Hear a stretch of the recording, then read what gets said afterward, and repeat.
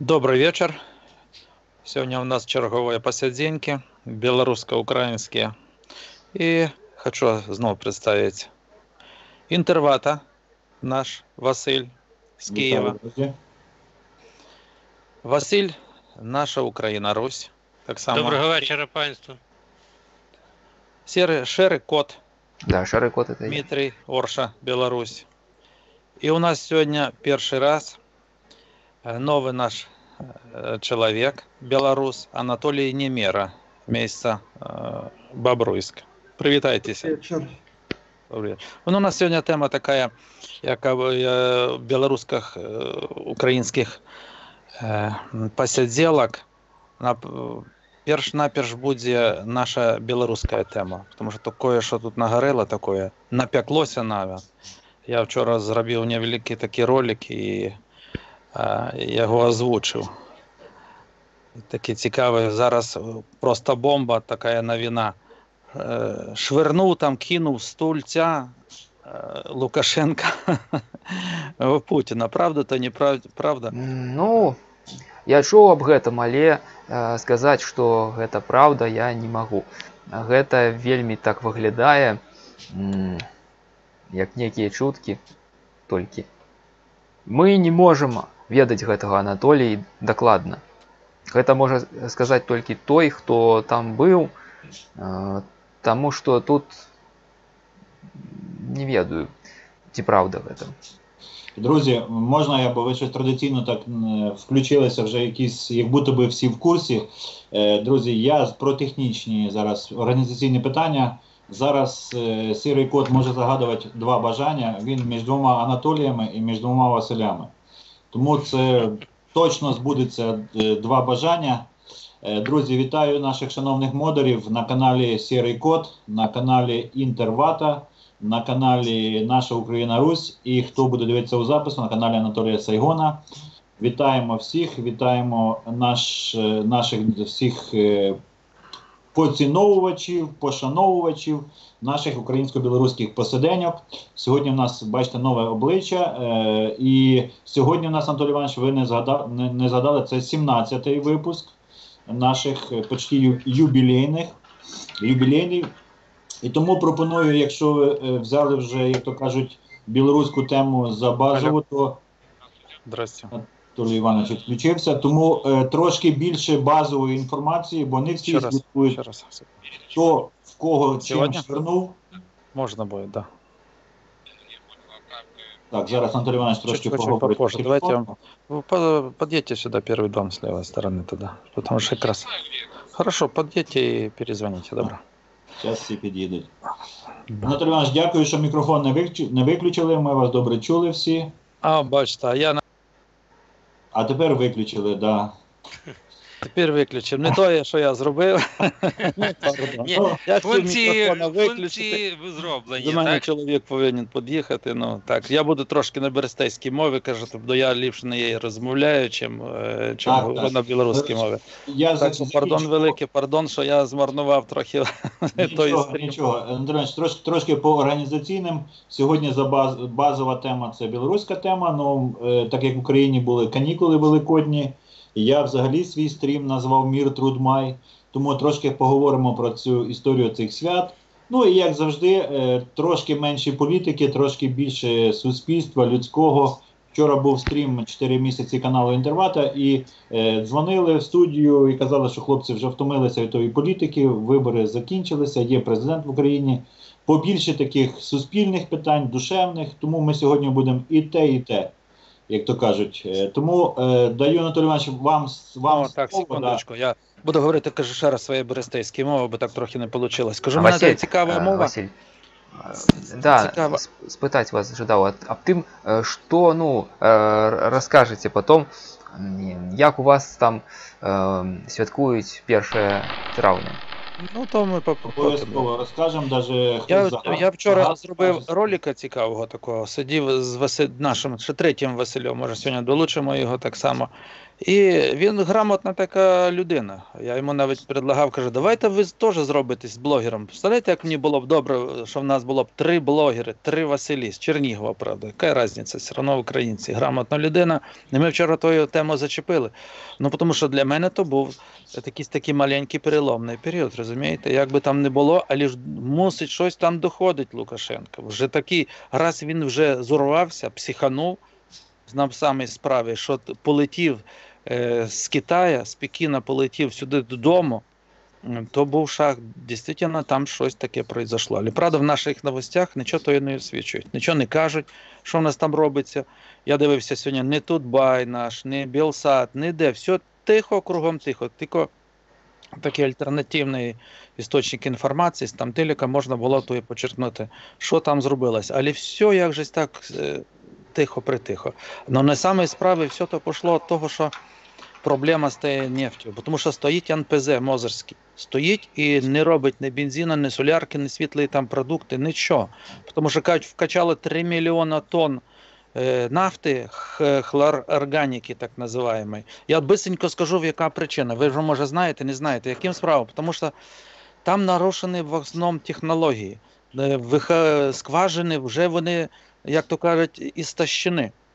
І почали закачувати попросту воду. А для того, щоб заодно очищати нефть від сіри, в основному закачали хлорорганічні вещества.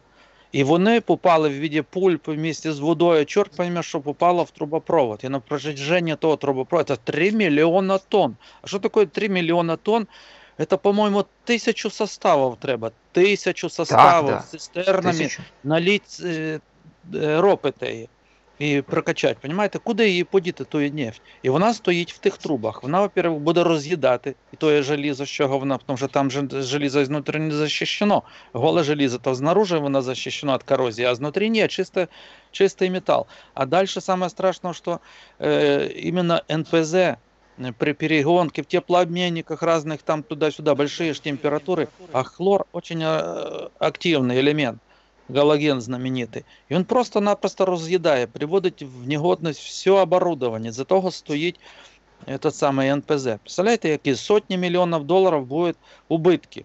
Дальше, імідж Росії згублений страшним образом. Експорт закінчився в Європу. Не купляє ні Польща, там, ні Україна, тої нафти не купує, розумієте? А що то робиться? А куди її подіти, скажіть? Куди її виліти? Її ж просто так в землю не заженеш. А чим наповнити трубу? Розумієте, ще яка проблема? Ладно, ту нефть вернули би назад в скважину, але її вернути невозможно, тому що закачана туди вода. Понимаєте, ще яка біда? Нема куди подіти 3 мільйона тонн отравленої так називаємої нефті. І вона стоїть в тих трубах. Вот така біда. То саме настояще, то поки що нічого не докаже, це просто безалаберність, я ще допомню. І з-за чого то все відбувається? Я навіть так думаю, з-за того, що там вже нема нормальних спеціалістів, нефтеперегонщиків. Тому що були в основному білоруси, українців, розумієте? Вони додому поїхали. Так само і в мене, от газовик, нефтяник в мене вдома сидить, він каже, вже я туди більше не поїду. І вони гублять кадри свої. А кадри в основному були з України, з Білорусі, а ті російці, що там стались, ну їх не вистачає, просто вже квалификация падає нефтяников самих по себе, раз такие грубейшие ошибки допускают. Это имидж, конечно же, бьет по добыче России. А если Россия будет так, то мир может переключиться и все, уже возврата назад не будет. Пойдет катарская, саудовская там нефть, в любом случае, любая, даже американская нефть, заместится и все. Я не знаю, чем то все дело закончится, но пока все тишина. Вроде в СМИ ничего не озвучують, а хотя это називається катастрофа. Ще може бути екологічна катастрофа, тому що нікуди не подієш. Добре, що не заразили другий НПЗ наш, Новополоцький, так називаємо. Ось така була проблема. І, видимо, я так думаю, що там щось наганув Лукашенко, щось сказав, що треба компенсувати, як же ті убитки. А Путін що-небудь там, як то Путін, мов, ви те саме, відповім не так, як треба. Я так навіть мені холера, трохи посваритися невозможно. І все, за того вже нерви не витримали в Лукашенка, він попустив тим стулом, забрав свого Коленьку і хоч і втік чорту матері додому. Понимаєте, навіть Сін Цзіньпінь його не встановив. Ну така була інформація, Правда, там неправда, наприклад. Ну що я ту інформацію з нескольких істочників різних чув із СМІ, а істини нема, тому що всі мовчать. Даже Радіо Свобода мовчать, там ще інші СМІ в Європі щось мовчать. Я не знаю. Таке відчуття, що вроді як фейк, а на другі справи вроді не як фейк. Ніхто нічого не зсилається. Тобто, я зараз хотів би то все, щоб розказав Серий Кот. Так, Анатолій, я так само гэта чуў, але што тут можна сказаць? Тое, што ёсць некалькі крыніц, гэта яшчэ не азначае, што гэта дакладныя сведкі. Таму што такое часта адбываецца, што людзі робяць перапост, як вось гэта бывае ў соцсетках. Адзін паглядзеў і кажа: вось там сенсацыя, ўсё там сябрам сваім надо срочна там. А па праўдзе мы нават не ведаем, што можа гэта і якаясьці там газетная утка. Диза, короче, может, самое настоящее. Што датычыцца нафты? Да, я чытаў посты аб гэтым, і гэта ўжо праўда. Тут то, што Анатоль сказаў про гэтую нафту, атручаную там хлорам там, ці чымсь яшчэ, гэта так. Яна зараз стаіць на трубаправодзе каля 3 мільёнаў тонн, так кажуць. Тысяча составаў, 1000 цягнікоў, гэта з цыстэрнамі, з гэтымі, з вялікімі. Гэта атрымліваецца так. Вось зараз яно стаіць там у трубаправодзе, і ніхто не ведае, што за гэтым рабіць. Куды дзець гэтую нафту? Яе ніхто не прымець. Ну, таму што, а навошта яна трэба? Гэтая нафта, гэта можна і сваё абсталяванне пашкодзіць гэтай, і будзе больш стоіць, кошт такой нафты, яе перапрацоўка будзе каштаваць больш, чым если ўзяць добрую, там, з Катара, з таго ж, як кажа, да, Анатоль, ці там з Саудаўскай Аравіі. Таму яна стаіць зараз і па-простаму вось раз'ядае гэты трубаправод, і гэта можа прывесці да таго, што ў нас будзе катастрофа. У нас будзе, у Расіі будзе, там, дзе гэты трубаправод. Яна можа разліцца, і кажуць, што гэта можа быць як другі Чарнобыль. Толькі не радыактыўны, а хімічны Чарнобыль такі. Яна яшчэ па тэрыторыі ідзе Украіны. Нафтопровод дружбы, і там таксама такая праблема. Нафтаперапрацоўка стала і в Україні таксама, разумееце? Польша ніхто не... То добра, што яшчэ якісь нефтеперегонныя заводы не пачалі работу, так як НПЗ наш. Разумееце, які то было б вялікія страты. І все. А Росії все пофіг. Ой, що там якийсь мільярд, 2, 5 мільярдів для них нічого. Як вони 100 мільярдів віддали попросту в цінні бумаги в прошлом році. А ви що-небудь, Анатоль, ведаєте на контей справи? Що ви можете повідати? Я так само прочитав у Яндекс.Дзені пару таких вот строчек. Прошло, что там у Пекине было такое. Я хочу сказать про нафту, потому что я по адукації трошки хімік. Так само хімік, бачите, як цікаво. Я хімік. Самое страшное може бути, коли нафта вийде, проїсть трубу, витече. Гэта ще не самое страшное. Самое страшное, коли хлор почне вызволяться з этих соединений и становиться газом. Я трошки доповню. Ні, там інакше трошки. Там трошки інакше. Ён не зможе становитися газом, тому що, як би не було, як хімік, хутчэй сяго, ён там вельмі звязаны у арганічнай форме, попросту звязаны. А так освободиться і стати в газовій фазі чистим хлором він ніколи не зможе. Розумієте? Є ще. Щоб проїсти ту трубу, труба має грубость десь каля 2 сантиметров, ота великая труба. 1,5, мабуть, найменша така товщина. Такое железо здесь там проїсти теж, то треба, щоб та нафта цілий час ішла здесь. І там була якась місце корозійне таке, може тонке, десь щось прогнило, а може десь там у муфтах бути, у насосах тих, помпах, які нафту качають, розумієте? Вона попросту стоїть. Во. І в такій формі вона не може робити корозії на метал. Повинна бути велика температура. Так що я думаю, що там на трубопроводі ніякі проблеми в оголі не буде. Розумієте? Тому що хлороорганічні любые сировини, вещества, вони попросту не будуть реагувати з железом при таких низьких температурах. Як там температура? Ну, 10 градусів Цельсія. Треба велика температура. Так як, наприклад, при крекінгу там температура може навіть достигати 400, 500, 600, там глибокий крекінг і навіть більше градусів по Цельсію може бути. От там хлор вельми і вельми активний в таких температурах. А тут що вона буде стояти десь і там, то не страшно, але може десь прорвати. Хто я ведає? Чим, як там зроблені ті насосні станції чи ще якісь. От там десь щось може. Остальное, то я думаю, така проблема трохи надумана. На кон того, що десь вона там витяче. Як не зроблять яку-небудь диверсію, там, не дай Боже, ще яку-небудь холеру не зроблять, розумієте? Бо там зараз напору нема в трубі. Як вона стоїть собі, то там нема ніякого тиску, нічого. Вона без тиску. То тільки тоді, коли вже починає качати з помпами, тоді вже буде якийсь тиск. Розумієте? Але куди її подіти?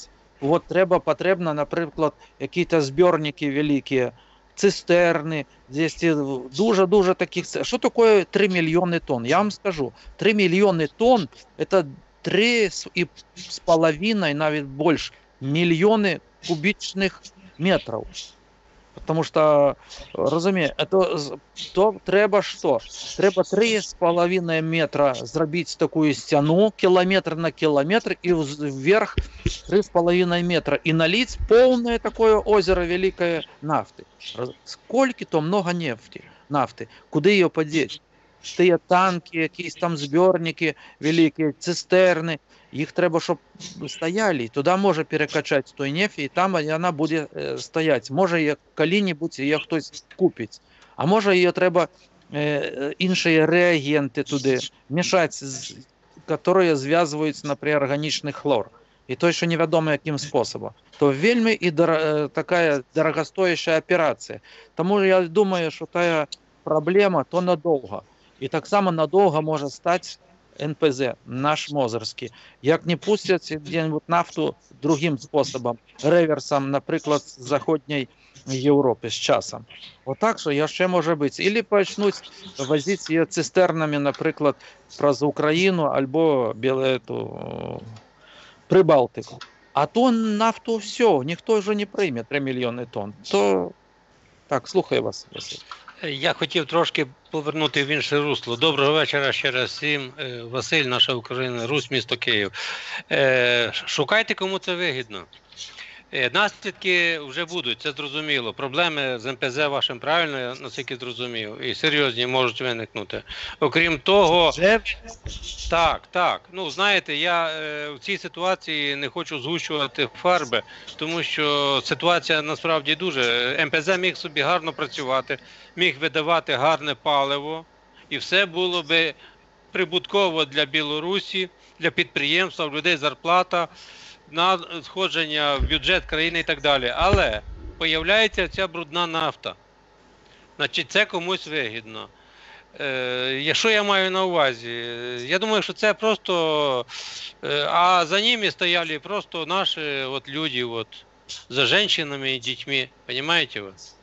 Ну, пам'ятаєте операцію 2014 року? От.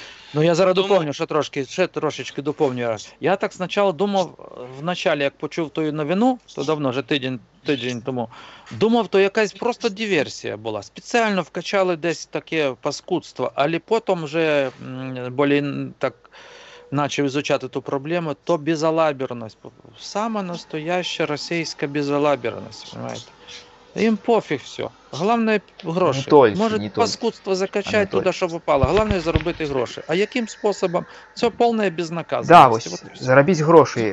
Михаил Ходорковський казав ці в соцсетках, ці там у якимсь своїм артикулі, що тут справа не тільки у безалаберності, але і у сквапності тих, хто гэтым займаўся, вось на там. Гэта якраз той участак, які раней належаў ЮКОСу, ну, якім валодаў Ходорковскі, таму ён ведае, што там да чаго, і свае вось гэтыя справы. І ён кажа, што для таго, каб больш нафты з гэтых старых пластоў атрымаць, яны павялічваюць колькасць хлору, і вось гэта да таго прывяло, вось гэтая пагоня за прыбыткам. Гэта прывяло да таго, што яны, ну, аблажаліся, кажучы так. І цяпер ніхто не ведае, што з гэтым рабіць. Ну, сябры Пуціна, яны не могуць адказнасць за гэта несці, так? Алігархі, якія валодаюць нафтай. І кажуць, што там ужо знайшлі стрэлачніка, да, які будзе за гэта адказваць. І там якаясьці кампанія дробная, Мелкая якая там кампанія, штосьці там... Козла отпущення. Да, я вось і кажу, што гэта яны там не даглядзелі. Ну. Так, козла отпущения. Ну, еще хлор, еще дополню. Там, для чего был хлор, в основном там много серы. Для того, чтобы очищать от серы, еще используются хлорированные углеводороды. Может, ароматические хлорированные углеводороды. Кто его ведает, які? Я, по правде, ще не интересовался той темой очистки нефти ни разу. Надо будет специально для той темы было влезть и поинтересоваться. Добренько, давайте тогда еще раз переключимся, як то впливе на нашу білоруську економіку. Розумієте, бо якісь такі цікаві события все-таки у нас мусять бути. Потому что нават сам Лукашенко не железный, ему доходить. И он на заходе, ну, фигура якая, неприемлемая. Его там никто не чекає, що б він не робив, але з другої сторони, він отказывая за белорусов. Ён то разумее, добре розуміє, що його рейтинг ну попросту валиться. Де йому брати ті гроші? Де йому зараз такі гроші? Нафтоперепрацовка, це була золотая жила. Звалиться. Розумієте? Половина нафтоперепрацовки. Зараз мільйони і мільйони тонн нефтепродуктів він продавав в Україну. 30% было нефтерынка, бензинового, солярки, рынка України, а зараз все, згублений той ринок. І туди, як зайдуть інші, наприклад, продавці, як там нафти, там не нафти, а бензину, може зайняти той ринок, тому що скажуть, ну, Білорусь ненадіжний партнер. Все може бути. Во що. Якщо перекерується Україна на інші істочники сировини, іменно той нефтеперепрацовки, все, згублений великий ринок. Буде саме настояща проблема. Кілька проблем робить, і то все його з-за того, що він прив'язаний на ринок Росії. Як було б, наприклад, то, як то кажуть, нельзя тримати яйця в одному кошику. Треба потрошку скрозь. Якщо б той він налазив, колись він питався то зробити, з Венесуели тягати, або з Азербайджана там, і продумати. Треба було то і робити. Тому що ще за яких пару років стане сусвітня ціна. То який смисл бути залежною від Росії? Немає ніякого сенсу бути залежним від Росії. Як він хоче бути суверенним панством, суверенним, так само з президентом своєї країни, то треба щось робити. ані шпулять стульями там. Ось так. Добренько. Давайте. Мені ще цікава така новина прийшла з України. Я сьогодні чув, Бучко послухав. Думаю, опа, якраз буквально зараз годину-дві назад Бучко говорив, що, ну попросту скажу, що Зеленський послав нахер Путіна. Розумієте, думаю, надо же, то цікаво. Василій, що ви відаєте про тою новину? Розкажіть ще. Давайте переключимося, потім ще Хто вернемося. його тільки не посилав, я вам так скажу. Ні, ну розумієте, такого ще не було. Перші почали Почав фанати все-таки. Харкова, так? Все-таки його послав, що було дивно. То було для мене просто диво дивне. Тому що всі думаючі українці, яких 25%, вони дійсно думали. А ті, що не думали, чекали невідомо, що з неба.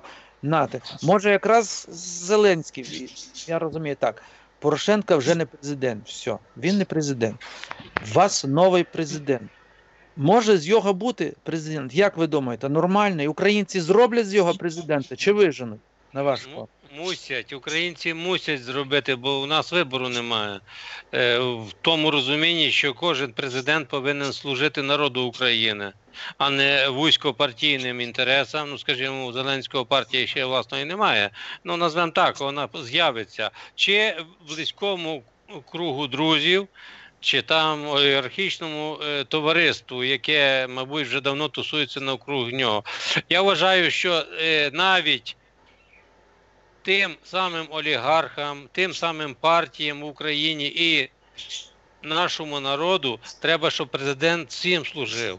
Адже це не говорить про те, коли він служить тільки народу України, то він не враховує інтереси і багатих людей. Він має враховувати інтереси всіх людей, в тому числі, і захищати той же бізнес великий, якщо це входитиме в його компетенцію де-інде за кордонами України. Але в цій ситуації мають бути всі необділені.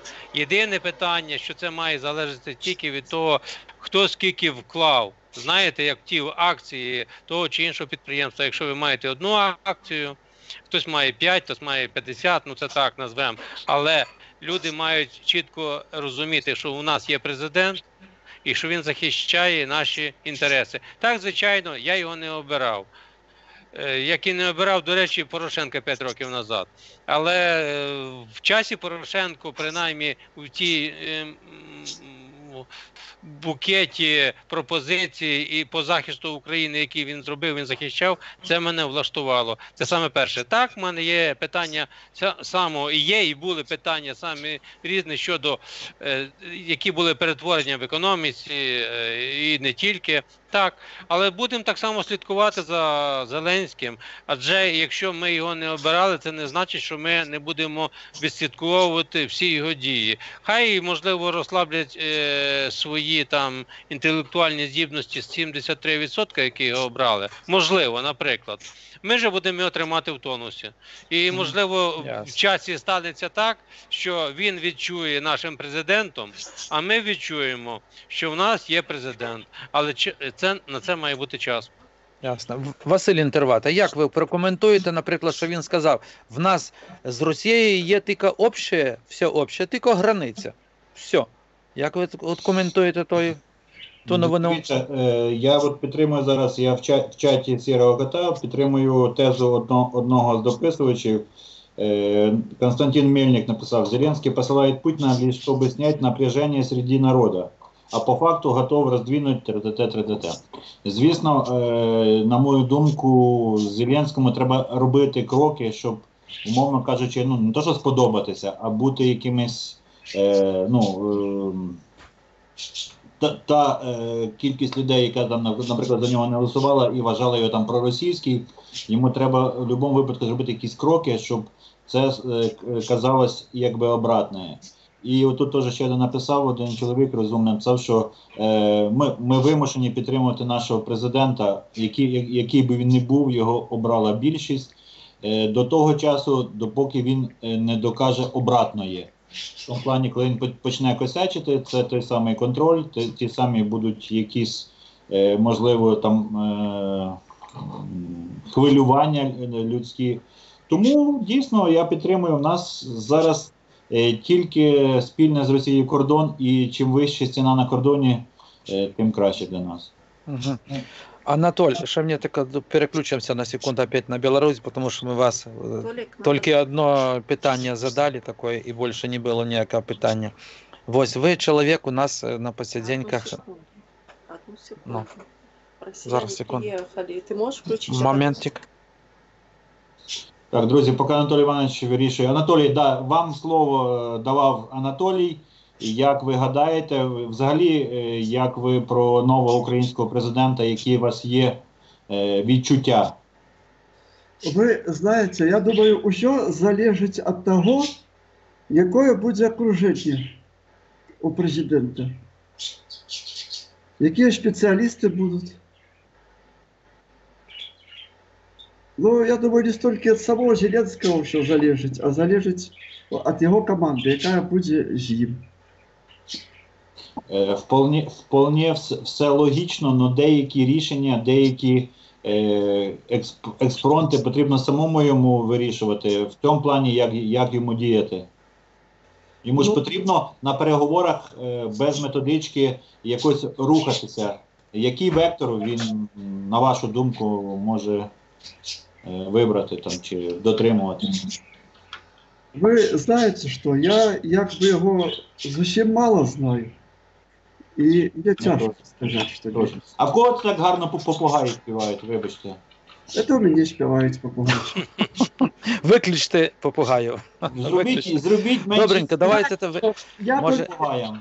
тільки можу їх виключити, коли я виключу світ. Розумію. Добренько, а ви кажу, я так і не закінчив тоє питання.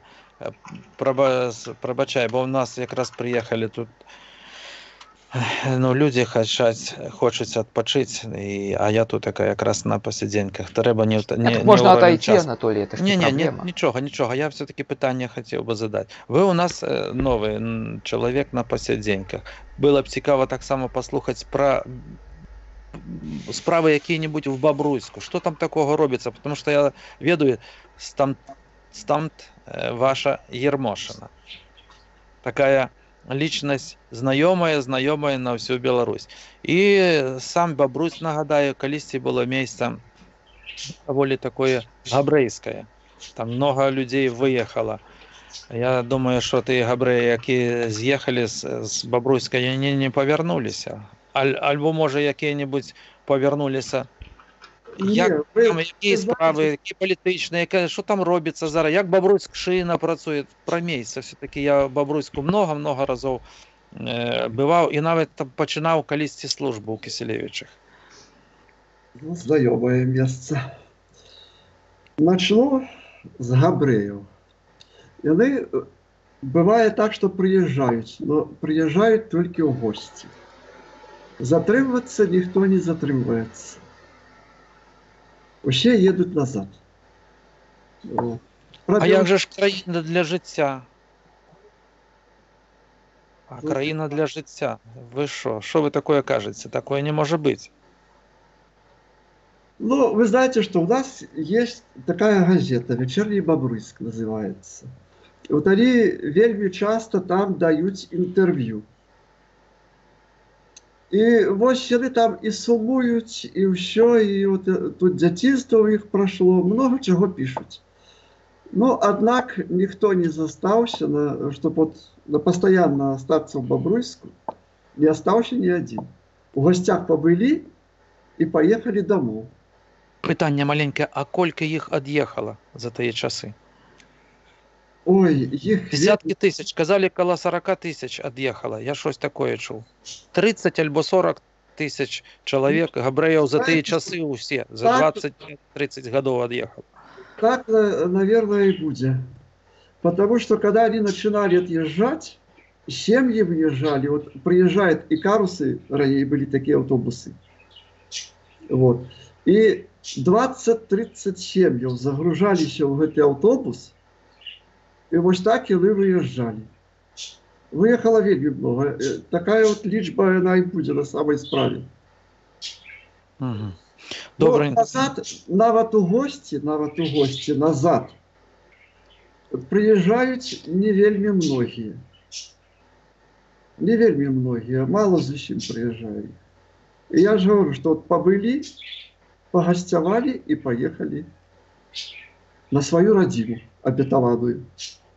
Так, і ще таке питання. Бобрусь, Я трошки еще хочу сказать.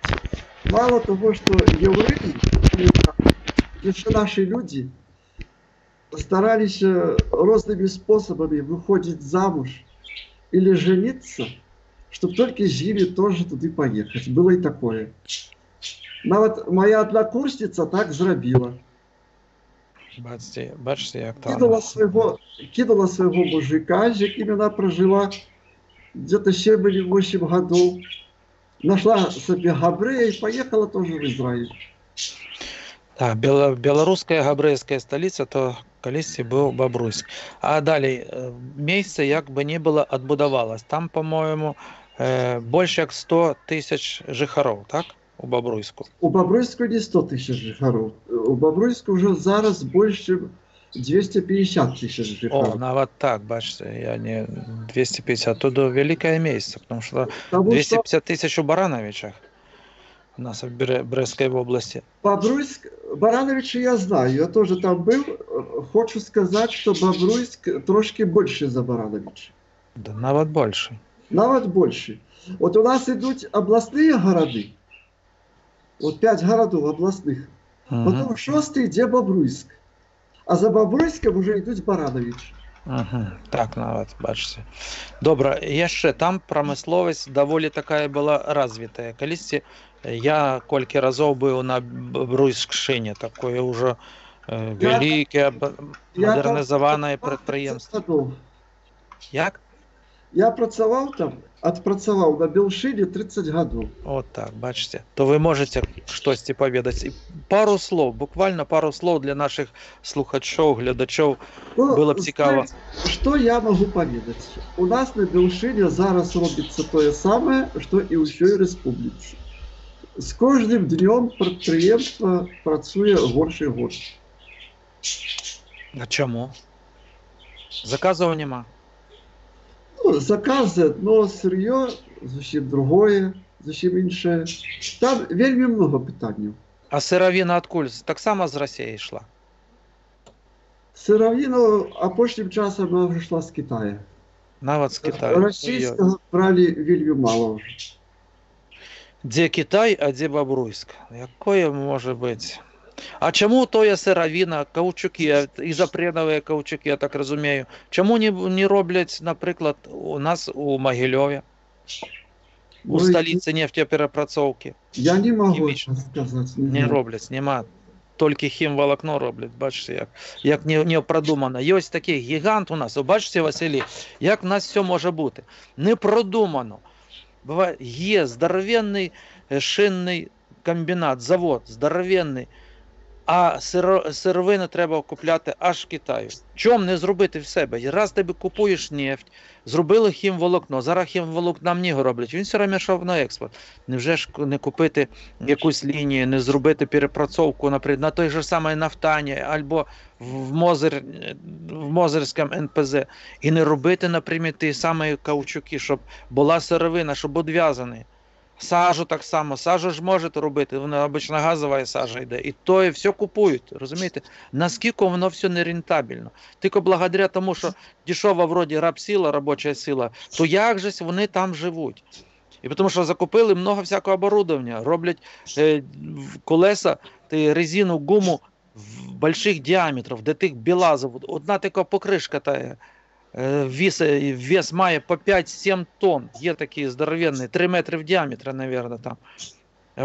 Вони, одна покришка стоїть, кажуть, 30-50 тисяч доларів. Невже ж сировини не можна зробити? Де голова, так само Лукашенка, вроді господар. Я скільки раз на ту тему інтересувався, чому не роблять, наприклад, сировину в себе в Білорусі. Раз у нас така розвита країна і займається такими ділами. Все.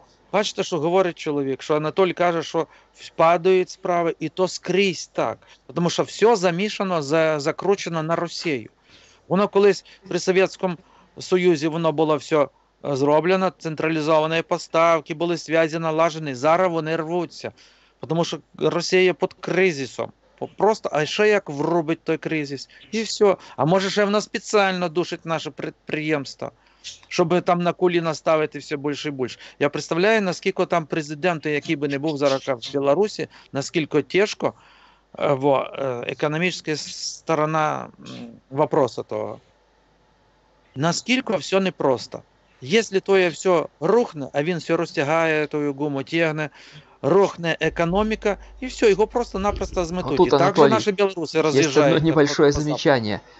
Это и не просто, и с другой стороны просто. То есть одна из проблем вообще всей нашей экономики в том, что большинство этих крупных предприятий, ну, они государственные. То есть проблема вообще была такая, что их надо было просто грамотно приватизировать, и тогда влиться, так сказать, в Европу, и все бы было нормально. Поляки вот тоже вчера, по-моему, праздновали сколько-то там лет вступления в ЕС. Там тоже были те же проблемы, они опасались, что Европа поглотит, там скупит все белорусской земли. мовой ты можешь размовлять, Кот? Давай белорусской мовой, а не Ну, белорусской мовой. чтобы было понятно всем, в том числе и россиянам, и казахам, кто там смотрит. Поэтому я уже как бы перейду, да, сейчас уже на русский язык перешел. Потому что я слушаю просто, как вы то не то на украинской, то смешано на русской. То есть это тоже это не белорусская мова. И... Учиться. Будем зараз учиться на своей мове. Так вот, смотрите, Анатолий. Украинская мова. Дело в том, что полесская тут мова. все достаточно просто. То есть Лукашенко, если бы просто вот не задерживал эти процессы, да, приватизационные, то было бы уже как бы нормально все. И ему бы не надо было думать насчет того, что там как стало. Потому что государство никогда предприятия эти ни до чего хорошего не доведет. То есть он все как бы в кризисе находится. Не только из-за того, что там с Россией плохие отношения. Это же было и когда хорошие были отношения, в том-то дело. Добре. А зараз, коли, наприклад, тут така розвернувся Лукашенко на Захід, для того, щоб переначити наше підприємство, перенастроїти, наприклад, на якийсь там на западний такий напрямок, для того треба мільярди доларів. Треба, щоб сюди потяглися інвестиції. А то не за півроку, не за рік зробиться все. То на то поспробують. Треба буде навіть десятигоддя, щоб... Не, Анатолий, это может быть вообще даже не за годы, а за несколько месяцев всего лишь. Яким чином? Очень простым. Всего одна вещь.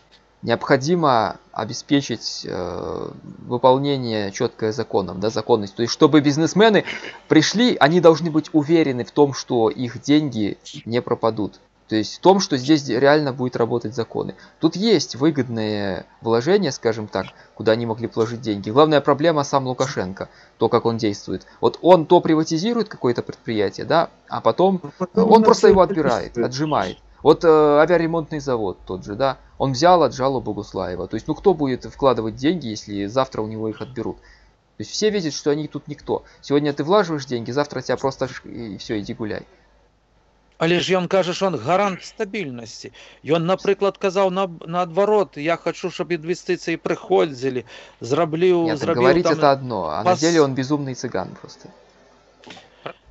Панове, правила гри він повинен дотримуватись правил гри. Якщо започаткував, тоді інвестор йде. Тоді то, що Сірий Кіт правильно каже, якщо в інвесторів немає ніякого розуміння, що вони стабільно можуть працювати, хто ж зайде? А коли це розуміння є, президент не тільки декларує, а й виконує.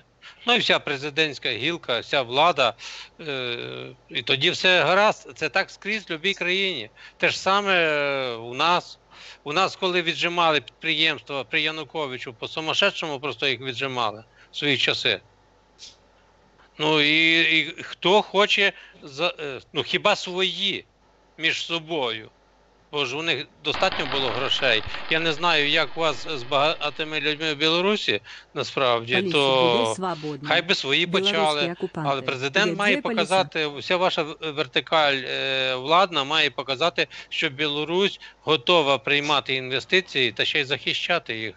От і все. І Лукашенко в цій ситуації взагалі повинен бути непомітним. Він повинен приймати рішення, але його навіть, я взагалі дивуюся, раніше і Леонід Ілліч Брежнєв, і особисто Леоніда Ілліча і так далі і тому подобне. Пів вечірніх новин тільки Леонід Ілліч. Так само видно і у вас, мабуть, я, правда, ваші новини не дивлюся. Країна є, керівництво є, але їх не чути. Але робота рухається. Оце саме головне. От тоді видно, що президент є в країні. А коли він в кожному ролику фігурує, наприклад, я не знаю, чи це правда, але я пригадую, як було при Совку, як ті всі люби і генеральне, і він там скрізь. Так я бачу, наскільки я здогадуюсь, він у вас. Так не повинно бути. Добре, а давайте так, друга справа. Давайте поглядім узором російського чоловіка. Ну, громадянина Росії, так хай буде.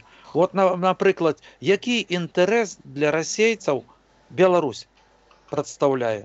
Кот, скажи. Загарбати вашу Білорусь, так як і Україну. Не, Кот, скажи. Для россиян для кого? Для путинского режима или для...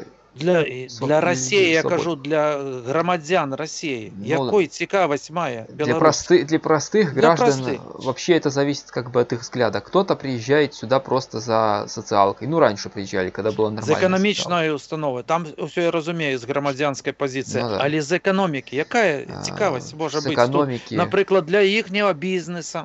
Вот для приватного бизнеса. Ну, тут, во-первых, близость близость Европы, например. То есть, если у них там Калининградская область, например, удобная вот это, да, но это такой как бы анклав. Тут, если бы, например, Беларусь, им удобно...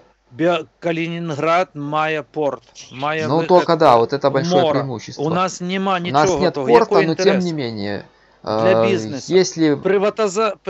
Приватизировать, так?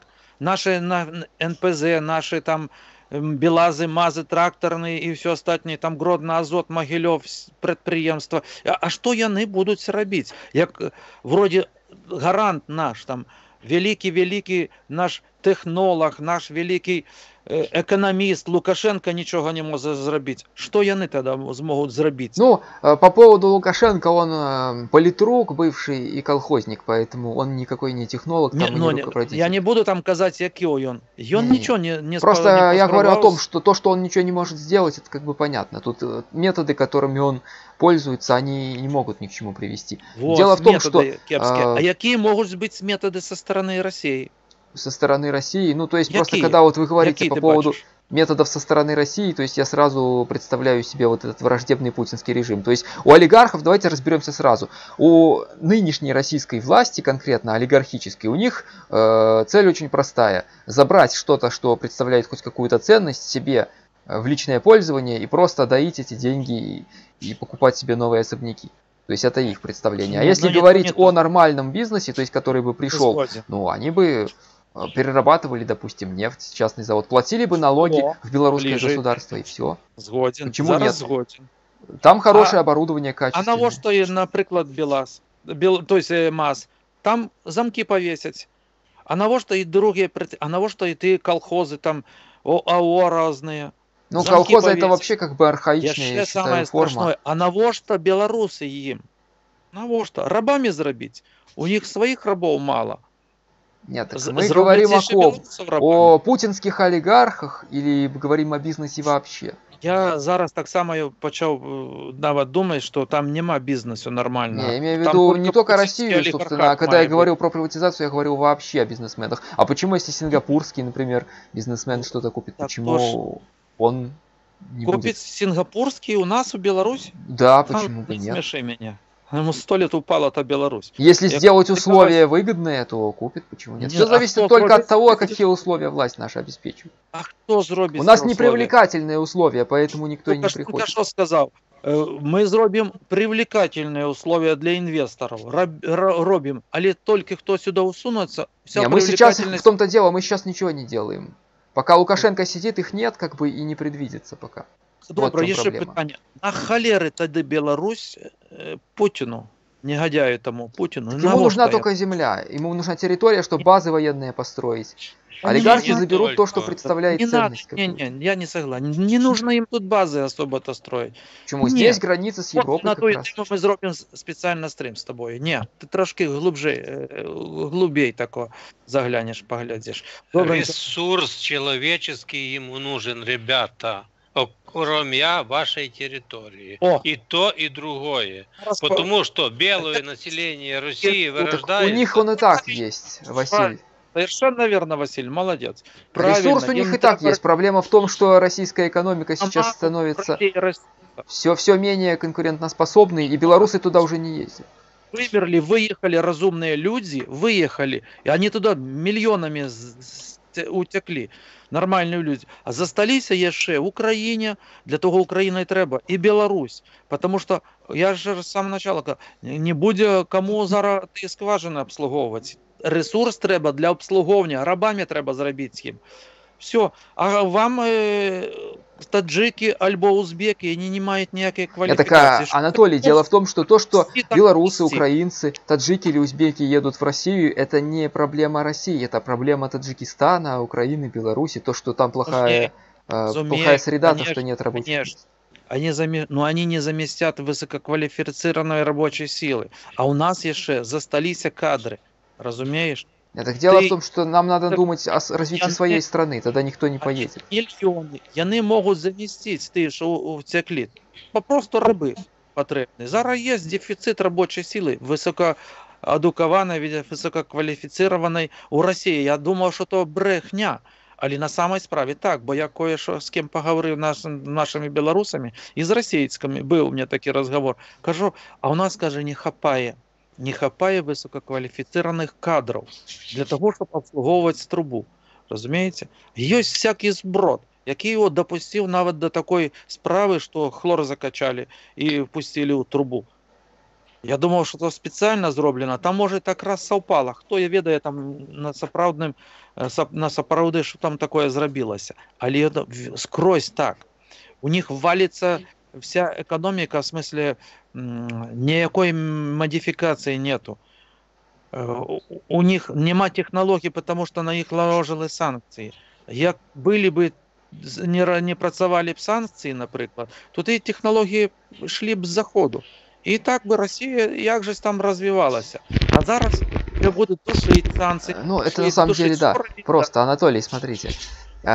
Проблема тут России сейчас в том, что она сейчас представляет собой классическую империю времен Средневековья. То есть такая империя, она захватывает какую-то землю, ее просто грабит, использует вот крепостных крестьян, ну как раньше использовали, там забирают шкуры, там ресурсы какие-то и все. Соответственно, чтобы больше, ну чтобы выживать нормально, да, этой территории, этой империи надо расширяться, то есть в ширину постоянно. То есть вот Россия, она огромная, она занимает 1/8 суши, но им все равно мало, они лезут дальше, потому что они не хотят развиваться интенсивно, они не хотят менять вот эту средневековую структуру на современную. То есть они не хотят в нормальный мир современный идти, они хотят оставаться варварским государством там 13 века какого-нибудь и все. Ну то я сгоден. И поэтому они потерпят крах, потому что при таком раскладе, ну даже если они забрали, к примеру, там Молдову какую-нибудь, Беларусь, там даже Украину, Таджикистан, все равно потом им придется дальше все равно идти, а куда они пойдут дальше? Я тогда китайцам отдают свои территории.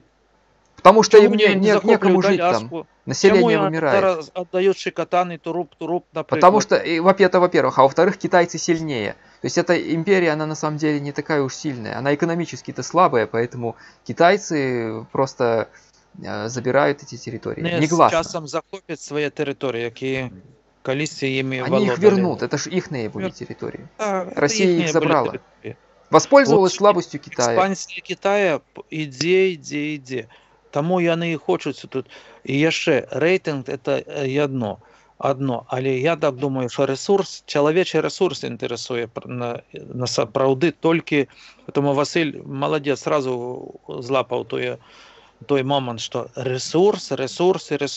Все. В том числе, да. Россия заинтересована в том, чтобы страны окружающие были бедными. В грошах. Россия. Кстати, вот, Анатолий, это очень важный вопрос. Это вот очень важный вопрос. Некоторые ватники наши, там, всякие украинские, казахские, говорят, ну там давайте с Россией, там, почему вот вы не любите Россию, не хотите дружить. Очень просто. Россия при нынешнем режиме, она заинтересована в том, чтобы все окружающие страны, особенно вот постсоветские, они были беднее ее гораздо. То есть они будут даже искусственно давить на экономику, чтобы мы были беднее. Чтобы люди выходили вот как раз высасывать квалифицированные кадры. Поэтому, когда мы теряем независимость и становимся частью, то есть становимся вообще рабами, Либо мы остаемся независимыми, да, в дружбе с Россией, но мы будем нищими, будем людьми второго сорта. И они будут выбирать всех лучших. Поэтому нам... Але обламали яны зуби об Україну? Чи не обламали? Ну, пока да, пока да. Як нам Василь, скажуть скажіть, українці? Обламають чи не обламають? З Зеленським. Василь, що ви там пишете дисертацію? І такий сумрачний від маєте. Давайте, ви кого маєте на увазі? Я відаю, якого я маю на увазі. Щось він там посиденьки ушов. Десь він до Ельма далеко. Мусить з майором. Я ж не мішаю вам. Я бачу два хіміка в ефірі, тоді нам нічого робити. Ви ж я бачу, що там тоді давайте, хай Василь пише далі, а я 1,5 хвилинний спіч короткий. Значить, дивіться, першу серйозну реформу до Петра і під час Петра релігійну зробили в Росії українці. Це у них там навіть писати і читати не вміли отою слав'янською, старослав'янською мовою. Вони на своїх мовах там як розмовляли, оці всі ерзя і так далі. От. Тобто, до чого веду їх. І всі ці, пам'ятаєте, першопечатник Фьодоров, котрий, он, русський, да? Він ж ніякий не русський, він родом з Річі Посполитої, правильно?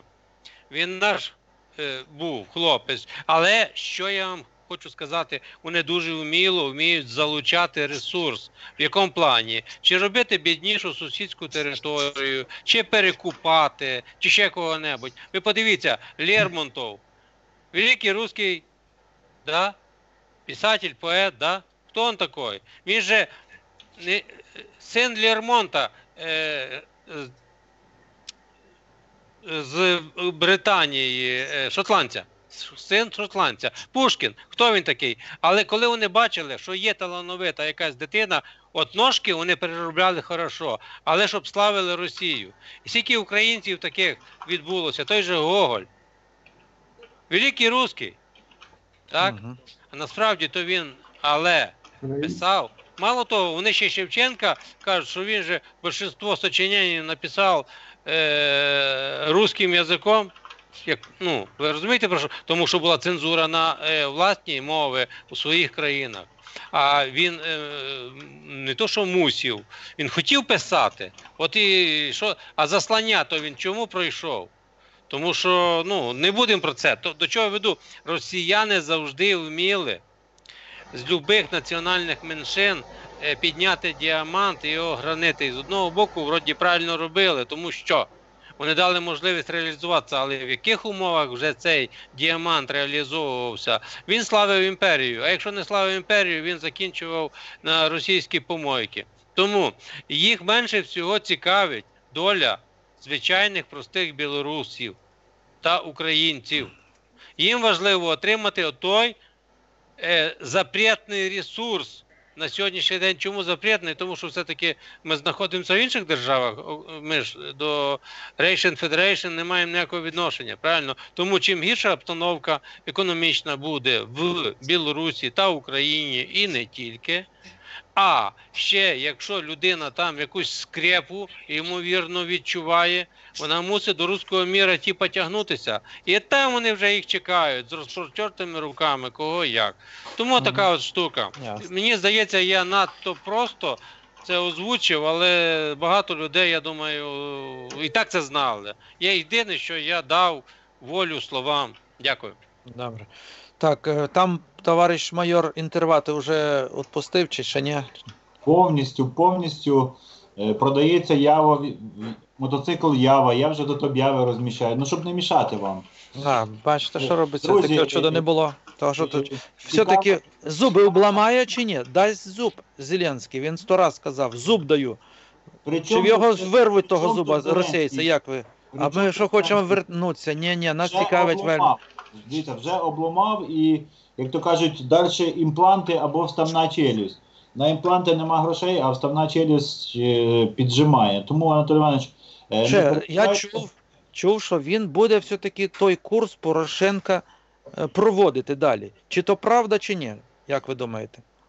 Ще раз вам кажу, вектор вибраний, вектор головне закріплений в основному законі, тобто в Конституції, і навіть ті, хто за нього голосував, це ж люди не лівих поглядів і не всі там проросійські, там якась частина можливо. Тому тут без альтернативи, тут без варіантів. Ми рухаємося в Європу. Подивіться, наші блогери зараз, Сергій Іванович Луганський, то в Польщі, то в Брюсселі, вчора були в Амстердамі, собі спокійно крокують європейськими містами і спокійно себе відчувають. До речі, що я хотів сказати цікаве, ви вже про Білорусь розказали. З сьогоднішнього дня в Україні вступив такий цікавий один, я не сказав би, що це закон, я не знаю, як це його назвати. З сьогоднішнього дня, до речі, хто знав, хто не знав, можна поміняти мобільного оператора зв'язку, залишивши номер старий. Тобто не знаю, як у вас там, Анатолій Іванович, в Білорусі, у нас майже в кожного зараз є по 2, по 3, ну 2-3, це у нас 3 основних оператори, і там карточки перекидаються. А зараз з сьогоднішнього дня можна перейти на інший, з одного оператора на інший, у операторів вже свої коди є, і вони У ідентифікують. нас так було. Все время було в нас. Ти заходиш, наприклад, з МТС на Велком і просиш, щоб твій номер сохраняй. То таке було в нас. Де ви, а де ми? Ми от тільки прийшли до того, а ви У нас давним-давно таке було. Я, наприклад, переходжу, просиш так і так. Там пишеш то і все, і тобі старається перевести твій номер, наприклад, на Велком. Але зараз в нас вже не Велком, ну що австрійська компанія, а назвали А1. Австрія 1, Österreich. Так що вона як була, там пеньонзи мали свої австрійські. Добренько, давайте ще на Анатолія переключимося. Анатоль, от вам, таке, може яка тієї політики дійти, вас яка найбільш тема, найбільше яка тема інтересує, наприклад? Що би ви могли такого цікавого повідати нашим слухачам, глядачам, у наших посиденьках? Я хочу протягнути про мобільних операторів трошки сказати. У нас зараз перескакувати з одного оператора на другого ніякого сенсу немає. Ну, немає, то я відомо. Тому що у нас кожен оператор він дає минути, щоб можна було дзвонити до других операторів. Добре, а наприклад, у чим ваша цікавість? Може ви літературовед, крім хімії, може знаєте, що чи економіст якийсь, чи політик? Ні, політик я кепський. Я більшою часткою меломан. А, меломан. Ой, нам таке, що зараз музики. А може і треба музики якої-небудь для розжиження крові, може, нашої крові. Альбо мозгов. Я думаю, що може мозгов. Кров у нас доволі жидкая така, а от мозги хто її ведає. Слава Богу, що киселем не заплили. Солов'їним пометом не заляпані. І там слівні бачки, дирки не маються, розумієте? О, саме особливо цікаво, що у нас таких справ нема. Так що я думаю, що в нас з мозгами все, як в Україні кажуть, мізки. Все у нас добре з мозгами. Але білоруси ватні, приватні. Зараз знов почнеться. Я сьогодні мав таку спречку цікавою.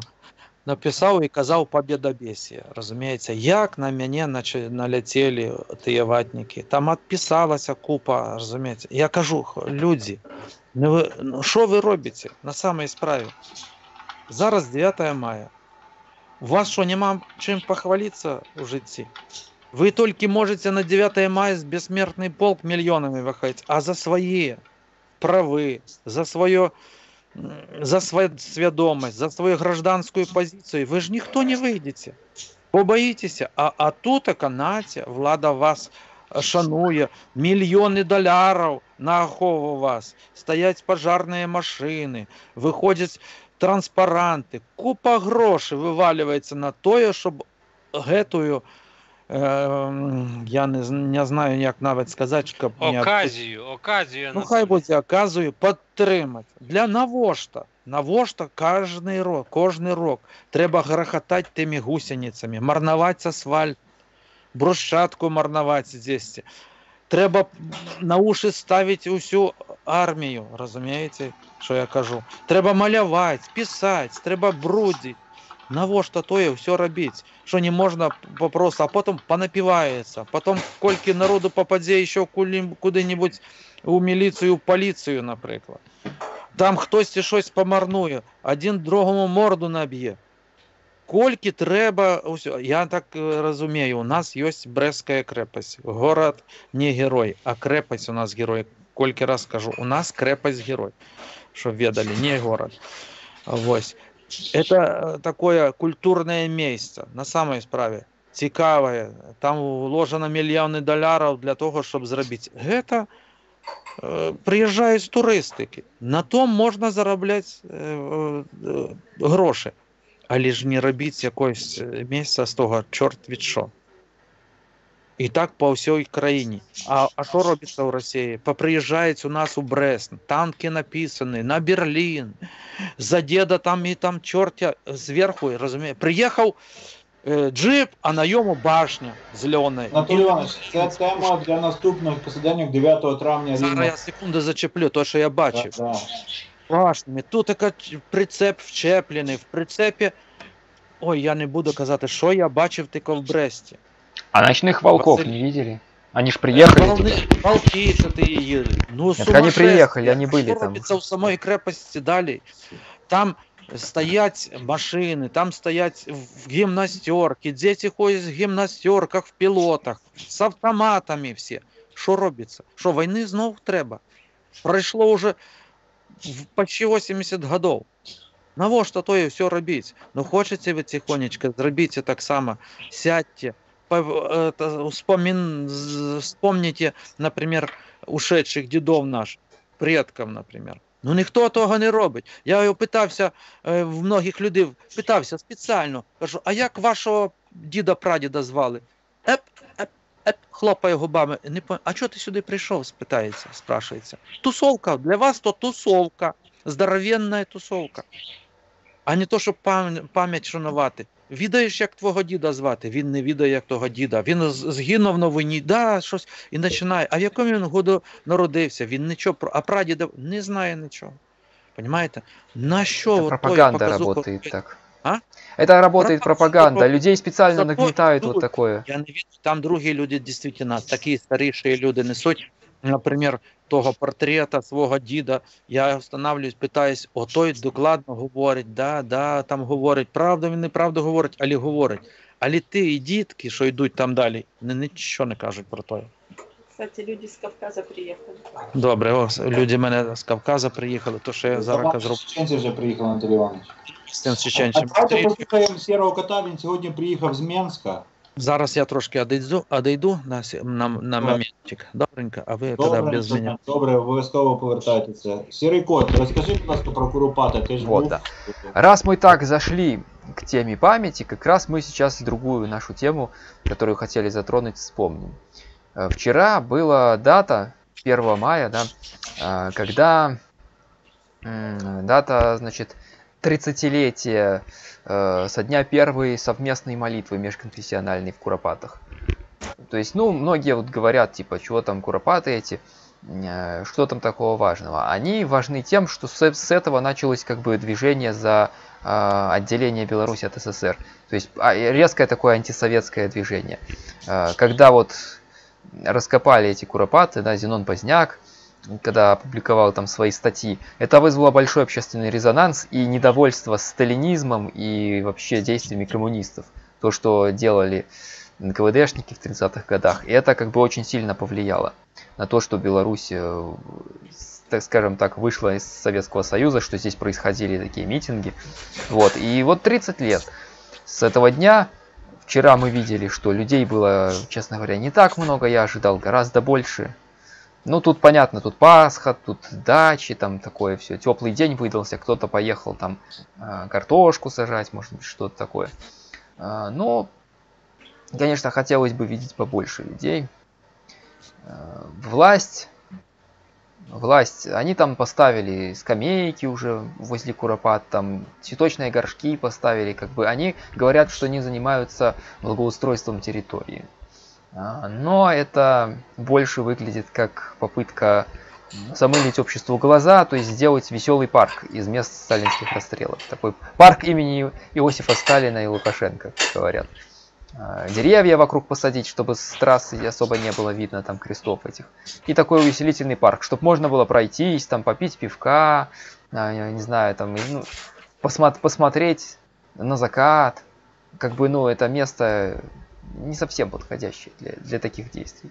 То есть это место вообще должно вызывать скорбь, воспоминания о том, что вот происходило, и о том, чтобы люди видели это, и у них возникало желание, что никогда не повторим больше. Как, собственно, и с Великой Отечественной войной. У любого нормального человека это вызывает реакцию «никогда больше». То есть когда они смотрят эти хроники, эти все разрушения, то есть, ну, сколько людей погибло там, начинают говорить, у каждого там не то дед, не то там прадед погиб, кто-то в войне. А ватники наоборот, вот эта пропаганда из Кремля, которая идет, это наоборот нагнетание ненависти. Там проклятые пиндосы, проклятая Европа, можем повторить, давайте там еще, больше трэша, больше угара. Сталин, он молодец вообще, он хороший, он добрый, он много чего сделал, вот убил миллионы людей лишних, которые бы сейчас мешали, то есть это всякие мерзавцы, там, как они считают, да. То есть интеллигенцию уничтожил, национальную, да, украинскую, там, белорусскую, я думаю, в Узбекистане в каком-нибудь там тоже было, просто там меньше. Те страны тогда... Там как бы, ну, не было настолько развита вот эта научная культура, поэтому там таких репрессий жестких, я думаю, не было национальных, как у нас. Но тем не менее.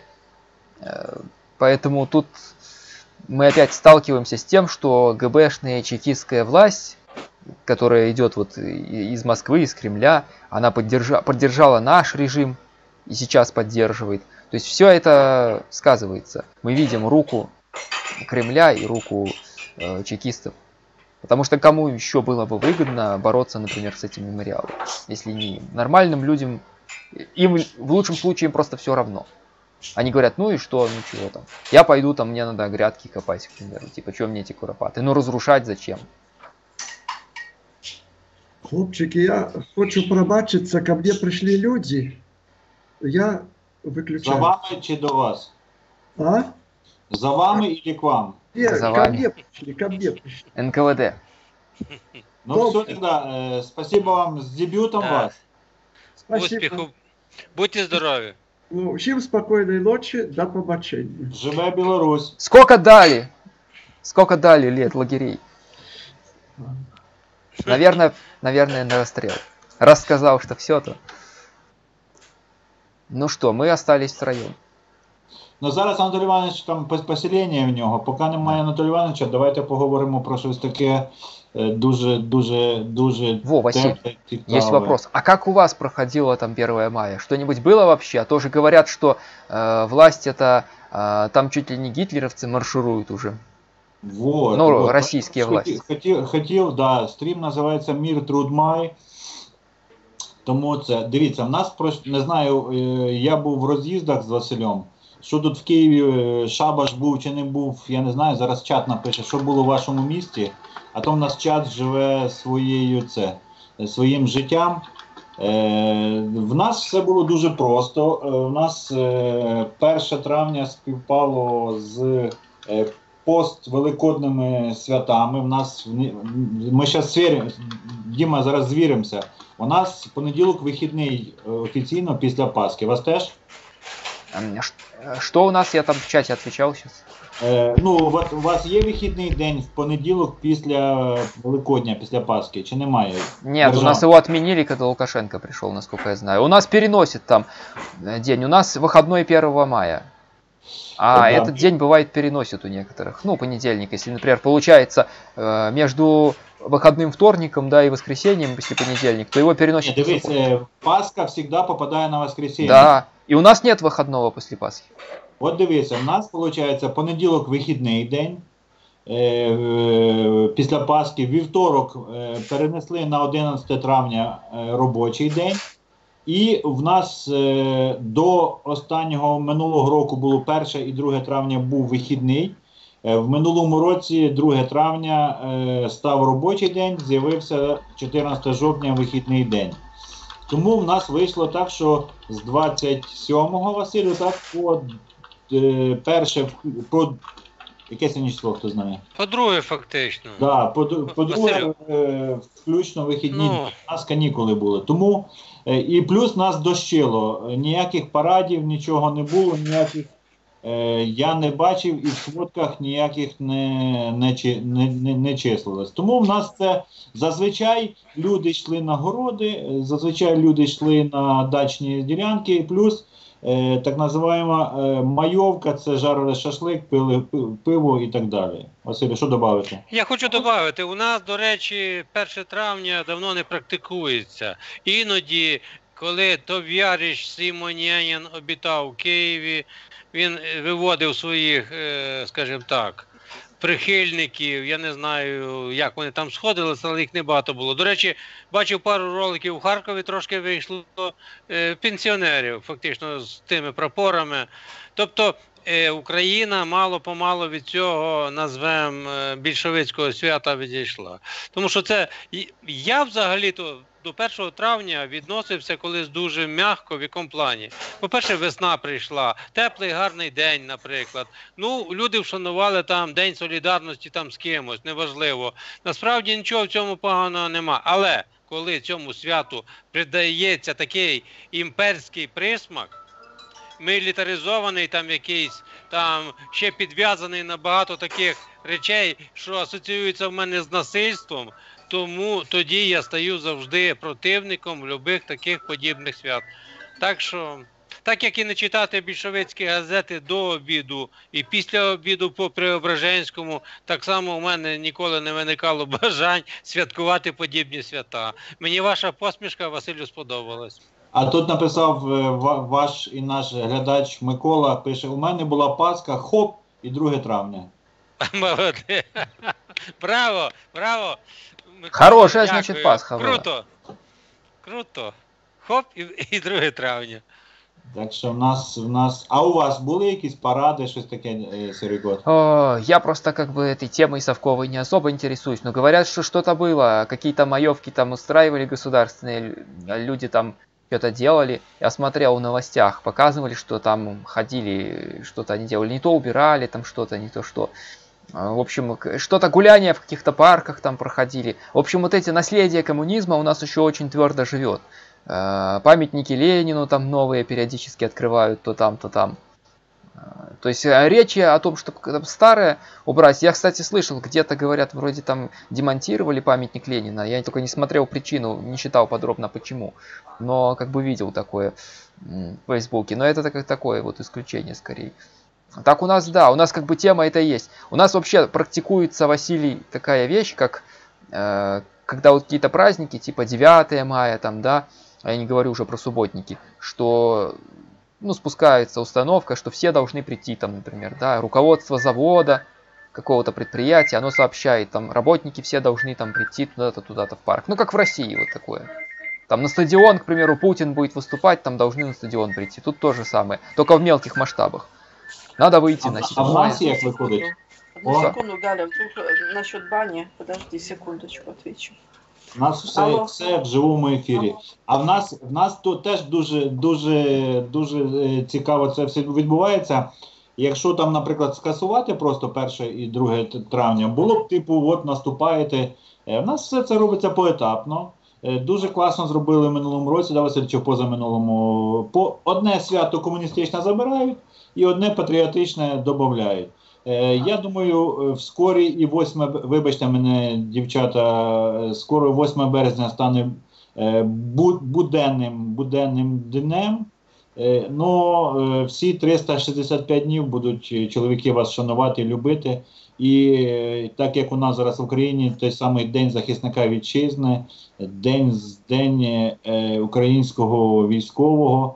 Зараз обичні люди будуть святкувати День матері, День батька, а герої будуть мати свої свята, жінки будуть мати просто свята.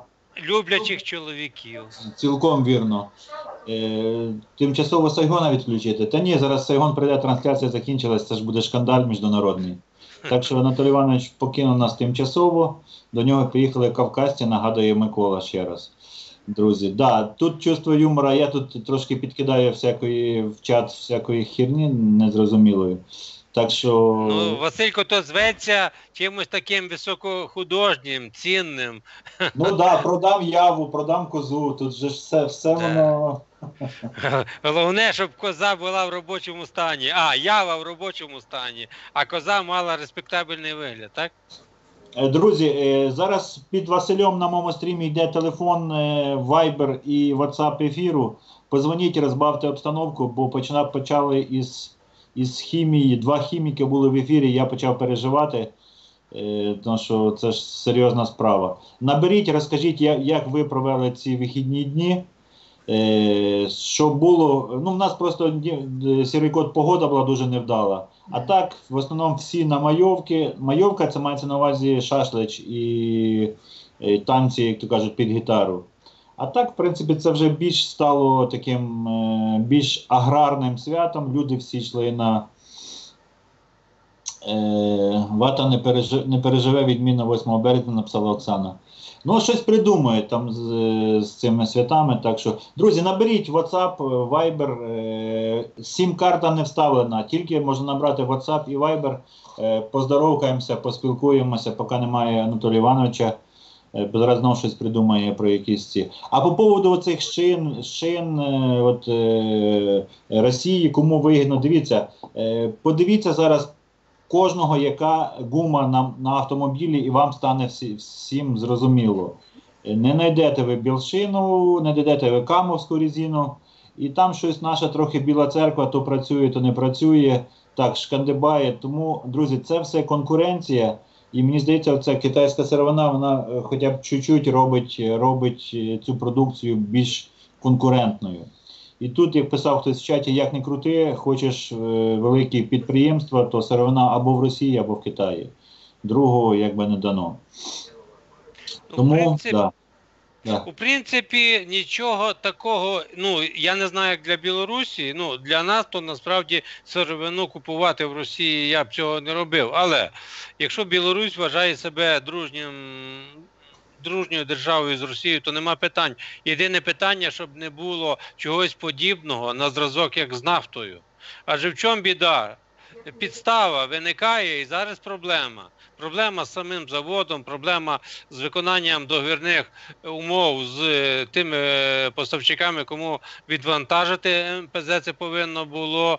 І це все навіває мені, знаєте, такі певні розуміння і сумніви щодо того партнерства з такими країнами, як Росія. Тому сировину можна купувати де завгодно, але краще з надійних джерел, як на мене. Вот, Василий, по поводу белшины, тут в чате написали небольшое замечание. Человек говорит, белшина популярна на жигах и грузовых тракторах. И грузовиках и тракторах. Вот. Ну, зрозуміло, там, як правило, великі шини. Ну і нема питань, підприємство, якщо воно гарне, воно повинно успішно працювати. Єдине, що ті менеджери, совкодрочери, ті ще, вони не вміють працювати в нинішніх ринкових умовах. Повинна бути нова поросль менеджменту, от такого, знаєте, сучасного. А я думаю, що державні ці клерки, всякі вищого рану, це все стримують. Чи не так, Дмитро? Конечно, Василь, совкодрочеры не могут работать в рыночных условиях, потому что они вообще не признают рынок. Они говорят, когда уже этот рынок запретят, отменят наконец-таки, когда уже этих буржуев перебьют всех. Так, тоді в них буде по схемі дуже просто. Куди 30 років назад відправляли, там мають прийняти всю партію, правильно? Угу. Ну, зрозуміло. Ну да. Молодець, Дім. А Василю, а знаєте, що ще мені навіяло цим першим спічем наших сябрів про Білорусь, про цю нафту, про цю можливу техногенну катастрофу? Це, слово помста не підходить, але зараз роковини Чорнобильської трагедії, знаєте, це якесь таке незрозуміле алаверди, мов Росія таким чином може отак, не знаю, чи народи таким чином... Повторіть, Василь, повторіть. Ну, дивіться, правильно, в роковини Чорнобиля, техногенна катастрофа, яка відбулася, вона дісталася насправді, так би мовити, на плечі багатьох народів, в тому числі і Росії. Ну, само собою, нам, Білорусі, ну і ті всі наслідки, ну тоді ще був Союз. Ну, а знаєте, щоб зв'язати руки нам, українцям, білорусам, чому б їм час від часу, що вони в принципі і роблять, підкидають нам різного роду ці квести з багатьма невідомими і з великими затратами. Адже, щоб поновити той НПЗ, це треба, мабуть, серйозні гроші. Я не знаю, ну любе щось таке, це додаткові витрати. А якщо бюджет держави не так, та взагалі економіка повинна гарно працювати. Це все рівно, що ви їдете на автівці десь там у межах правил 110 по трасі, і тут вам треба повзти чомусь 20. Ну це ж неправильно. З огляду на динаміку, на розвиток подій і все таке. Ну, а вот что, Василий, а мы пропустили-то важные новости кое-какие, они об этом не сказали. Не знаю, Анатолий, наверное, в курсе, что же. У нас, во-первых, важная новость, таки отставка посла Бабича. Его отзывают отсюда. Росії? Российского? Так, Да, так, российского так, посла Бабича, того, которого в Украину вообще не пустили, которого хотели назначить. Это типа такой кризис-менеджер, такой он хамовато себя ведет, нагло. Беларусь уже как регионом России считает. То есть ведет себя тут как хозяин. Разъезжает, там встречается с военными, там с оппозицией, со всеми, короче. Так вот, его все отставили, вроде Путин другого будет назначать. Но говорят, немногим лучшего. То есть он более хитрый тут. Этот Бабич, он прямо действует в лоб, а тот другой, он более хитрый. Он специалист по информационным войнам. Так что тут 50 на 50, неизвестно как потом будет. И Лукашенко тоже, он очень сейчас сильно взялся за свою личную безопасность. Он задержал, говорят, не знаю, что там посадил или нет, формальный повод, взятка копеечная какая-то, 150 тысяч долларов, своего бывшего руководителя охраны, который уже много лет был, его как бы друг, такой Втюрин фамилия его. Жил там по соседству в Дроздах, короче, доверенный человек из ближайшего круга. За связи с ФСБ, что он сливает информацию. И, короче, очень ненадежный человек. У него со старых времен остались связи среди силовиков российских. И, в общем, он подчищает таких прям явных предателей, которые могут сдать. Значит, боится чего-то. Также еще отставили, говорят, главу Белтелекома. То есть монополиста в телефонных и интернет услугах в Беларуси. Это тоже неспроста. Ну, це, знаєш, як це бий своїх, щоб чужі боялися. Це 100%. Це... Ну, Но это з одного хорошо. боку. Как бы то, что таких людей отставили. Я рад. А пригадайте Сталіна останні роки і місяці життя. Що він робив? І хто йому приробив ножки? Ну, звичайно, що боїться Лукашенко. И правильно. Ну і правильно боїться. І головне, щоб в цім правильно боїться, він в кінці кінців поклав щось більше щодо, я маю на увазі, народу Білорусі. Люди багатьма жертвували життям, ну і так далі, ви знаєте, не менше мене. Тому я не кажу, що це має бути якась сакральна жертва, ні в якому разі. Але він має чіткий вибір зробити, з ким він, з народом Білорусі чи з тими, хто, скажімо... Не, он сам с собой, если говорить про Лукашенко, то он с собой. Народ Беларуси это для него просто ресурс, такой же, как Россия, там, и Европа и прочее. Он просто очень любит власть, любит деньги. Как вот африканский вождь какой-нибудь, Папуасов, который там готов свой народ использовать просто, ну, как какой-то ресурс. Там Ну, дали... Чуєте? Я от читаю наш український вже не 3,5 мільйона тонн, а 5 мільйонів тонн. Це повідомив головний інженер компанії Гомель Транснафта Дружба Андрій Веріго. 5 мільйонів тонн брудної нафти. Ой-ой. А думали 3 мільйони, бачите. Почти в 2 раза больше. Пожалуйста. І куди її подіти? Ось що робиться. Ось така економіка в Білорусі. Тепер все це впаде. Анатолій дійшов, так я розумію, да? Да, его забрали.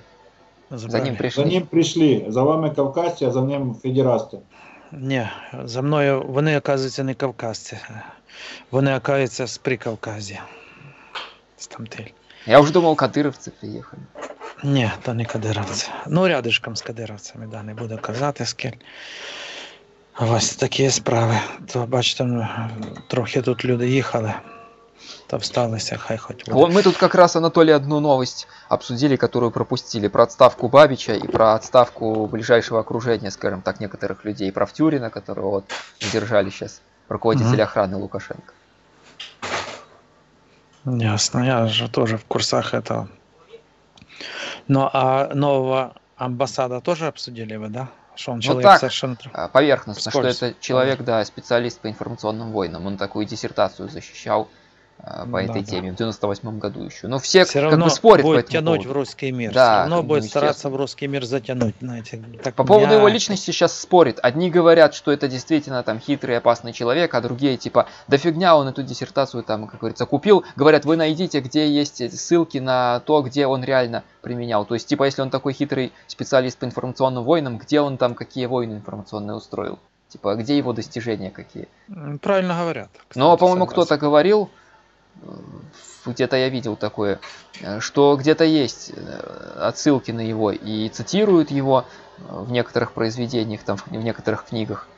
Ну, ватные всякие авторы на него ссылаются. Так что, возможно, я думаю, Путин не стал бы все-таки такого пустого человека ставить. Ну, Это не прежде простой. всего, он поставил того, кого устраивает, я понимаю, так Лукашенко. Потому что, опять же, лишний раз злить Лукашенко, даже не в путинских этих самых интересах.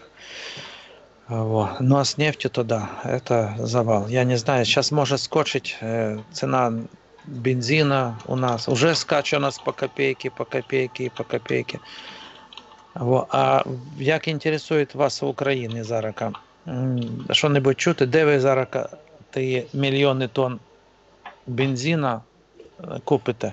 Знаєте, я думаю, що їх так просто-напросто нема свободних на ринку. Тож треба щось їх знайти, привезти в Україну. А за якийсь час може бути невеличкий дефіцит бути. У вас же ж теж весняні роботи, треба ж там на тракторі насіяти, треба там, може, щоб посіяли, ще якісь там справи такі. Але ж мусово то є все. Топливо зараз треба і треба. Як би не було, то зимою його менш було, а зараз воно все де більше йде. Можна я? Топливо Можна. завжди треба, і особливо весною. Я хочу сказати, як ці всі качелі почалися, у нас десь паливо на гривню. Так, Василю, піднялося? Да, рівно на гривню. Це 30 щодо цінової політики. А щодо того, ну дивіться, коли в нас, наскільки я розумію, у нас дуже багато фірм, які займаються продажем палива. Скільки, Василю, набереться? Фірм 6 набереться крупних? Я маю на увазі комплексів автозаправочних. Що? Ну, трійка точно є явних лідерів, ну 5-6 Ну, точно. більше. То до чого я веду? Я не думаю, що всі ці компанії закупали паливо в одному і тому ж місці. Якби я мав таку крупну фірму, я би мав мінімум 3 самих надійних джерела. Ну, якщо 3 маєш, то це 33% в тебе випадає, якщо одне з них, скажімо, ваш напрямок, то це приватний бізнес, це не державний бізнес. Державну машину поки розвернеш, поки її запустиш чи зупиниш, це дуже складно. Я думаю, що тут вони дуже швидко повинні переорієнтуватися, і я думаю, що вони з цією задачею справляться. Єдине питання, як на мій погляд, безслідно в ціновому аспекті це не пройде. Ми це відчуємо, бо коли є невеличкий хоча б дефіцит якого-небудь ресурсу, він обов'язково росте в ціні. Ну, хочу вірити в те, що обійдемося малою кров'ю. Що ви скажете? Ну, Вася? я скажу так, що це білоруське паливо, да, в Україні було в тренді тоді, коли перші оці магазини з'являлися, білоруська продукція, завжди був тренд якогось типу якість, типу ГОСТ і все інше. Зараз в основному йде з Прибалтики, на топових зелених заправках, по-моєму, все паливо йде з Прибалтики, на оцих Авіас, як вона називається, Energy, там Коломойського, там, по-моєму, навіть і українська, по-моєму, з українського йде, да, з Кременчуга, ВОК, дизель з Кременчуга. Тут же підказують, де можна купити наші глядачі. Тому я думаю, що, звісно, зараз, що паніки, головне це паніка. Тому що якщо є попит, то завжди знайдеться пропозиція, а питання ціни. Тому, не знаю, я б не якось зараз не панікував, ну талони вже в чаті купую на дизель. Зараз ціна поповзе вниз. Буде пропозиція велика. Нормально, це нормально. Але як не як, до речі, з Росії не купують зараз, поки не дає Росія, на самі справи. Запретила ваша. Що? Продавати паливо своє. 40% ринку було з Росії. Нема? Немає в нас російського палива, прямих поставок точно. Ну 40%, 40% у вас було.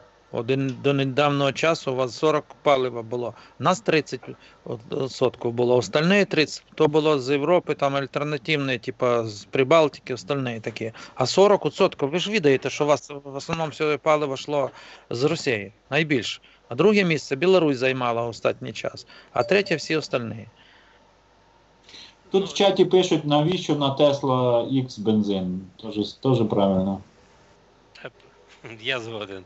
До речі, про ці, пане Василю, ці автозаправочні, що ж раніше були, я вже і позабував, як вони називалися, бо я на них ніколи не заправлявся. Ну, російські автозаправочні комплекси, що в нас були. ТНК були, зараз називаються Гліско Медведчука, да? Ну, що, да, і ще, Лукойл ще були, так? Ну да, вони зараз Амік. Так от, да, якщо так взяти, це ж приватне паливо, правильно? Ну, звісно, але ж МПЗ, то якісь наші чи не наші. Ну так, але що я маю на увазі? Якщо приватна компанія має долю ринку в Україні і є ціна на паливо, то хто їх може зупинити, щоб вони його тут не продавали? От так, якщо взяти. По-моєму, завжди бізнес-інтерес. 3-4 часа человеку можно намазывать на... Дякую, Анатолій Іванович. Будемо намазувати. Це ви такий голос гарний записали. Це спеціально, щоб ми могли перепрофілювати свою розмову. Це дід Олесь таким же голосом розмовляє. Вилікувався, помолодшав. То переживає жінка єдна, чи кліщі мочають нас, розумієте? Бо то така, де би не було, повно кліщів. Є один дуже великий кліщ в Росії і один сидить у Минську. Це точно. Усатый такой. Все решта нас не И что це. удивительно, не жидкий, неэффективен, только исключительно жидкий.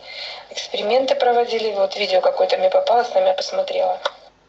Дякую. Зараз закінчується посиденьки, починається «Як избавиться від кліщей». Плішивої молі. Як його? Лайфхак Анатолія Сайгона.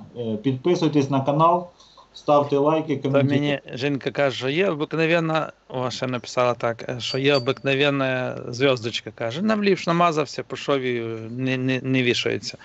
Ну вони мають такий інтерес, у нас повно їх, якщо перейшли на кліщі, де би не ходив, нас трави повно, такі міста, ж все-таки у нас природний резерват Прибужської полісі. Так, друзі, ми час 36-37 в ефірі, пропоную потихеньку завершувати. Да? Якщо є ще якісь теми актуальні, давайте їх обговоримо і будемо завершувати. Да, Сірий Кот? Ну, наверное, как и все, основные темы. Я думав, ти щось хотів щось сказати. Саме добре, що йде літо, вже травень на дворі, нас все розцвіло, повністю вже доцвітає, правда. Яблуні само такому в цвіту, вишні оцвіли вже, ті самі яблука, охи цвітуть хороше, грушки пощу цвіли теж. А, Серий Кот, а у вас що там? У нас первая алыча зацвела на прошлой неделе, сейчас уже вишни цветут. Уже начали цвести яблони, тоже вроде распускаются потихоньку. Ну, или начали, или начинают. Начинається. У нас вже давно вишні Вишні вже цвітуть, сливки да. оцвіли, Яблуні. вишні оцвіли, то і все давно поцвітало, вже нема нічого того. Скоро Яблони. сирень будет распускаться, А у нас уже вже почки там сливки, цветов. отакі сливки, отакі яблука і черешні такі червоні. Скажіть, Василь, самі... Так, і я вже, до речі, другий А в раз нас в Києво полуницю. устриці, зато у нас отакі його. Да, Що є, то є. Ми тут- Віримо, знаємо. Вся Європа знає, що це все у вас. От зуміли все-таки, от бачите? В канаві в будь-якій калюжі лосось плаває, що ви. Лопатою. Ви його лопатою, мабуть, Прямо це, не то, що там. Лопати бліни ми не їмо. То не наша. Ні. Дістаєте лопатою. Ну так, раз, без вудки, без нічого. Друзі, я запрошую в ефір когось поздоровкатися з нами. То ми сьогодні посиденьки без нашого дописувача чи дзвінок. Друзі, пряма лінія зараз відкрита. Поздоровайтесь, бо ми вже ні про що говоримо, хоч задайте якусь тему і будемо прощатися. Так, Кір, дякую за роботу. Кір, Вікторій Іванович, ви совість маєте чи ні, чи не маєте? Дражнить вас, дражнить, холєра бери, йолки-моталки. Бачите, теж хочеться такий гарний голос почути, ну. Ну. А ну буде включити. Василю, тут комплімент вам прилетів. На Стусині забавки пишуть, що ви, мабуть, якусь супер покращену камеру поклали нову, що зображення бездоганне. Що ви там робите? Розкажіть в технічному плані. Показую. Це скайп зараз у мене і у Анатолія Івановича Сайгона. Така от функція. Розмиття фону. Дивіться, хоп, і оп, вже не розмитий. І в мене так само, я дивіться. А ну, зараз. Хоп, і вже все. І ззаді зараз жінка буде пилюку витирати Анатолія Івановича.